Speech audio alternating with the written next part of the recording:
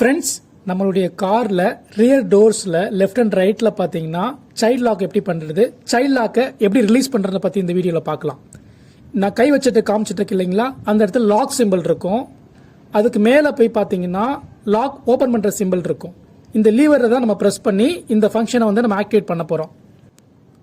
இந்த ரெட் கலரில் மார்க் பண்ணியிருக்கிறது பார்த்தீங்கன்னா சைல்ட் லாக்கு, க்ரீனில் மார்க் பண்ணியிருக்கிறது வந்து சைல்ட் அன்லாக்கு, சென்டரில் ஒரு பிங்க் கலரில் சர்க்கிள் பண்ணி காமிச்சிருக்கிறது வந்து லீவர். இப்போ இந்த பிளாக் கலர் லீவரை வந்து கீழ் நோக்கி நீங்கள் அழுத்துனீங்கன்னா லாக் ஆகிடும்.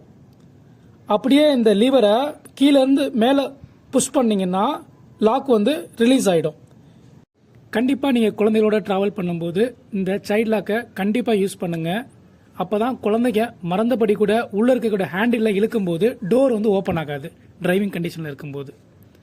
நம்ம சேனலை உங்களுக்கு பிடிச்சிருச்சு அப்படின்னா சப்ஸ்கிரைப் பண்ணுங்கள், லைக் பண்ணுங்கள், ஷேர் பண்ணுங்கள், கமெண்ட் பண்ணுங்கள். தேங்க்யூ.